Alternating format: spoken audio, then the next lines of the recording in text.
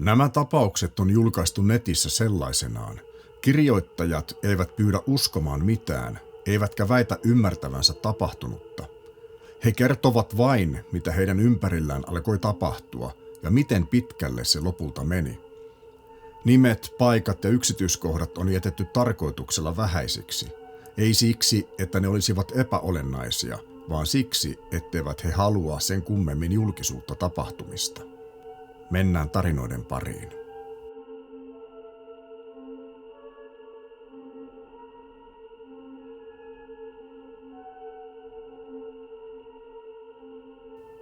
Kirjoitan tämän, koska en enää tiedä, mitä muuta voisin tehdä. En ole hakenut huomiota, enkä ole aiemmin kertonut tästä kenellekään netissä. Tämä tapahtui vuosina 2012–2015 ja koski omaa lastani. Poikani oli tapahtumien alkaessa noin 7-vuotias, tavallinen lapsi. Hiukan vetäytyvä, mutta ei mitenkään poikkeava. Asuimme rivitalossa, joka oli 2-kerroksinen asunto. Yläkerrassa oli makuuhuoneet, alakerrassa olohuone ja keittiö. Naapurit olivat rauhallisia, eikä talossa ollut mitään erityistä tiedossani. Ensimmäinen outo asia tapahtui eräänä iltana, kun poikani tuli alakertaan normaalin rauhallisena ja kysyi, miksi olin käynyt hänen huoneessaan ja siirtänyt lelulaatikon oven eteen. Sanoin, etten ollut käynyt ylhäällä koko iltana. Poikani katsoi minua pitkään ja sanoi vain, no, sitten se oli se toinen. En ajatellut asiaa sen enempää. Seuraavina viikkoina poikani alkoi heräillä öisin ja tulla seisomaan makuuhuoneeni ovelle. Ei itkenyt, ei puhunut, seisoi vaan siinä pimeässä. Kun kysyin, mikä on, hän vastasi joskus, se ei halua, että nukun.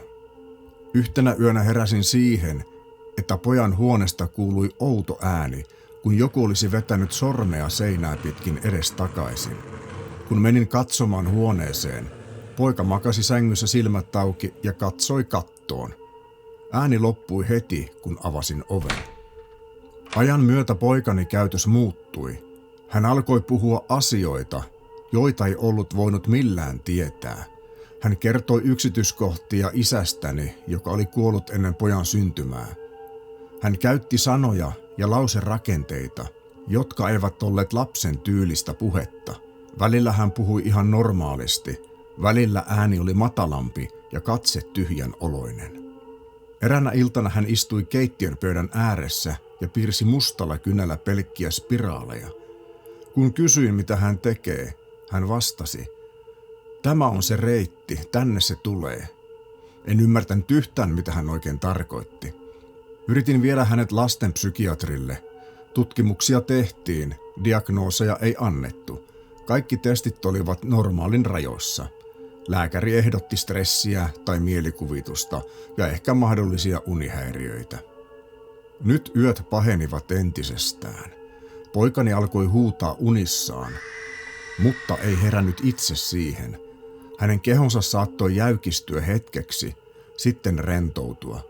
Kerran näin, kuinka hänen sormensa vääntyivät oudosti, kun joku toinen olisi väännellyt niitä eri suuntiin. Kun koskin häneen, hän repäisi kätensä irti ja sanoi selvästi, älä koske, se ei pidä siitä. Yhtenä yönä heräsin siihen, että yläkerrassa, jossa myös itse olimme, kuului raskaan kuuloisia askelia. Poikani oli vieressäni sängyssä, joten mikä tai kuka siellä käveli? Askeleet kulkivat edestakaisin käytävässä, pysähtyivät oveni eteen ja jatkuivat taas. Kun nousin ja avasin oven, käytävä oli tyhjä. Poika katsoi minua ja hymyili. En ollut nähnyt hänen hymyilevän kuukausiin. Pahinta oli se, että välillä hän ei muistanut mitään. Saattoi aamulla kysyä, miksi hänen huoneensa lattialla oli kaatunut tuoli tai miksi seinässä oli naarmuja. Hän sanoi, ettei ollut hereillä yöllä. Kerran hän katsoi minua pitkään ja kysyi, jos mä en enää ole täällä, lupaatko, ettet jätä sitä yksin? Vuonna 2015 tilanne kärjistyi. Poikani lakkasi puhumasta minulle kokonaan useiksi päiviksi. Hän istui huoneessaan ja kuiskasi jotakin nurkkaan päin. Äänitys, jonka kerran tein puhelimella, Ei toiminut. Tiedosto oli pelkkää kohinaa. Viimeinen yö siinä asunnossa oli se, kun heräsin siihen, että pojan huoneen ovi paiskautui kiinni itsestään. Olin varma, että näin oven kahvan liikahtavan. Kun sain oven auki, poika seisoi huoneen keskellä ja sanoi täysin vieraalla äänellä, "Te ette kuulu tänne." Muutimme pois 2 viikkoa myöhemmin. Uudessa asunnossa kaikki loppui. Poika on nyt aikuinen, hän ei muista tapahtumista juuri mitään. Mutta minä muistan liiankin hyvin nuo hetket.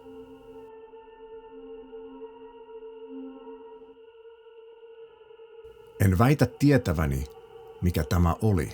Kerron vain, mitä tapahtui. Tämä sattui Iso-Britanniassa vuosina 2016–2018. Asuin yksin vuokra-asunnossa vanhassa kivitalossa. Rakennus oli jaettu 4 asuntoon. Omani oli alakerrassa. Elämäni oli tuohon aikaan hyvin tavallista. Töitä, salilla käyntiä ja iltaisin televisio päälle. En ollut kiinnostunut paranormaalista asioista tippaakaan. Kaikki alkoi pienistä asioista, joita en aluksi pahemmin noteerannut. Huomasin, että heräsin öisin täsmälleen samaan aikaan, kello 3:17. En nähnyt painajaisia, enkä kuullut mitään ääniä. Heräsin vain täysin virkeänä. Katsoin kelloa, käännyin kyljelle ja nukahdin uudelleen. Tämä toistui viikkoja. Sitten alkoivat äänet kuulua. Kun joku olisi seissyt aivan makuuhuoneen ulkopuolella ja vaihtanut painoa jalalta toiselle, lattia narahti raskaasti, hitaasti. Kun nousin ja avasin oven, käytävässä ei näkynyt mitään eikä ketään. Ääni ei koskaan jatkunut, kun olin aukaissut oven. Ajan myötä aloin huomata, että tavarat eivät olleet siellä, mihin olin ne jättänyt. Avaimet olivat aivan eri paikassa kuin mihin olin ne todellakin jättänyt. Tuoli keittiössä oli vedetty hieman ulos pöydän alta. En nähnyt murtojälkiä. Mitään ei ollut kadonnut. Kaikki oli vain, hieman oudosti. Yhtenä aamuna löysin kylpyhuoneen peilin huurteisena, vaikka en ollut käynyt suihkussa. Peilissä oli sormenvedolla tehty pitkä epätasainen viiva, alhaalta ylöspäin, ja huomautan, asuin aivan yksin. Aloin nukkua melkoisen huonosti. Tunsin öisin selvästi, etten ollut yksin. En nähnyt mitään tai ketään. En kuullut mitään, mutta tunne oli fyysinen, kun joku olisi ollut aivan vieressäni. Hengitykseni muuttui raskaaksi ja pelokkaaksi. Mutta huoneessa ei ollut mitään, mikä olisi voinut selittää sen. Kerran heräsin siihen, että en pystynyt liikuttamaan itseäni. En kuitenkaan panikoinut, koska olin kokenut unihalvauksen aiemminkin. Mutta tällä kertaa tunsin painoa rintakehäni päällä. Mitään en nähnyt, vain tunne, että joku painoi rintakehäni alas. Kuulin oman hengitykseni ja sen lisäksi toisen, hitaamman hengityksen. Kun pääsin liikkumaan, huone oli edelleen täysin normaali. Ovi oli kiinni, valot pois päältä ja kello tasan 3:17. Seuraavina viikkoina aloin haistaa asunnosta hajuja, vanhaa ummehtunutta hajua kuin kosteasta kellarista. Haju tuli ja meni, aina makuuhuoneessa. Ikkunat olivat kiinni ja ilmanvaihto toimi moitteetta. Yhtenä iltana tulin kotiin töistä ja huomasin, että televisio oli päällä, äänettömällä. Kuva mustana, vain taustavalo. En ollut jättänyt sitä päälle ja kaukosäädin oli lattialla keskellä huonetta. Silloin aloin kirjoittaa asioita ylös. Huomasin toistuvan kaavan. Kaikki tapahtui öisin tai juuri ennen nukahtamistani. Päivisin asunto tuntui normaalilta, mutta öisin en pystynyt enää olemaan makuuhuoneessa ilman valoja. Viimeinen kuukausi asunnossa oli pahin. Heräsin yhtenä yönä siihen, että joku istui sängyn reunalla. En nähnyt ketään, mutta patja painui selvästi alaspäin. Tunsin painoa reittäni vasten. En uskaltanut liikkua. En uskaltanut hengittää syvään. Paino alkoi kadota hitaasti. Seuraavana aamuna sängyn reunassa oli selvä painauma, joka ei ollut minun aikaansaannostani. Viimeinen yö asunnossa oli se, kun heräsin siihen, että makuuhuoneen ovi avautui hitaasti. Ovi narahti samalla tavalla kuin aina ennen. Katsoin ovea koko ajan. En nähnyt ketään, mutta tunsin, että joku seisoi oviaukossa, mutta ei tullut sisään huoneeseen. Ja kello oli taas 3:17. Muutin pois viikkoa myöhemmin. En kertonut vuokranantajalle syytä. Uudessa asunnossa nukuin ensimmäisen yön heräämättä kertaakaan. Vieläkin, jos herään yöllä, niin katson kelloa. Pelkään näkeväni saman ajan, mutta onneksi en ole nähnyt. Ja toivon, etten näekään.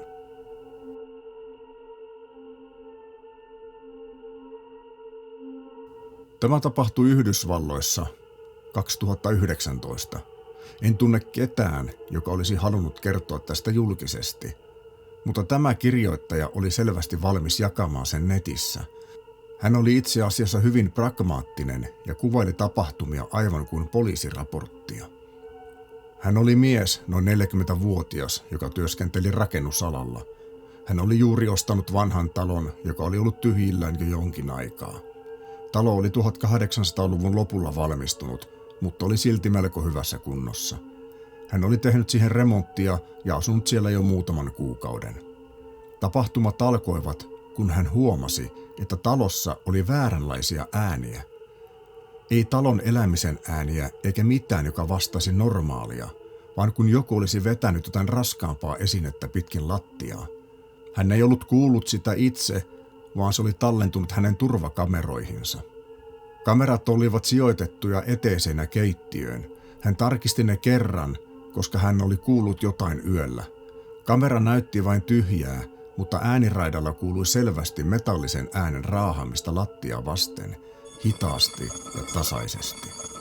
Hän ei ollut kuitenkaan huolissaan, vaikka ei osannut äänien lähdettä sanoa. Mutta sitten tapahtui jotain, mikä sai hänet muuttamaan mielensä. Eräänä päivänä, kun hän oli töissä, hänellä oli kännykkään asennettuna sovellus, joka ilmoitti, kun talon ovi avautuu. Hän oli jättänyt talon lukkoon ja mennyt töihin. Sovellus ilmoitti, että ovi oli avattu 2 päivän aikana. Hän soitti naapureilleen, mutta kukaan ei ollut nähnyt ketään. Kun hän tuli kotiin, ovi oli kiinni, lukko oli myös ehjä, mutta sisällä oli tavaroita siirretty. Ei paljon, pieniä asioita, kukkakimppu oli vaihtanut paikkaa pöydällä, tyyny oli lattialla, keittiön tuoli oli hieman eri asennossa. Hän ajatteli, että se oli hänen oman muistin heikkoutta. Hän oli kuitenkin paljon remontoinut ja ollut kiireinen, joten muisti voi hieman heitellä. Seuraavina päivinä tavarat siirtyivät yhä enemmän, mutta se, mikä teki tästä erilaisen, oli se, että siirrot olivat aina täsmälleen sellaisia, että ne näyttivät siltä, kun joku olisi yrittänyt tehdä tilasta siistin. Esimerkiksi keittiön tiskipöydällä oli aina yksi muki, joka oli jäänyt tason reunalle. Se siirrettiin aina tasan pöydän keskelle. Vaatteet, jotka olivat lattialla, järjestettiin aina siistiksi pinoksi. Tyynyt oli asetettu sängylle oikeinpäin, vaikka hän oli aina laittanut ne sekaisen näköiseksi. Kerrankin hän tuli kotiin ja löysi sängyn pedattuna. Hän ei ollut tehnyt sitä itse. Hän ei ollut tehnyt sitä oikeastaan koskaan. Hän ei edes pitänyt sängyn petaamisesta. Hän alkoi tallentamaan kaikki. Hän asetti kameran olohuoneeseen ja piti sen päällä koko päivän. Kun hän tuli kotiin, kamerassa näkyi selvästi, että kello 2:13 talossa oli tapahtunut jotain.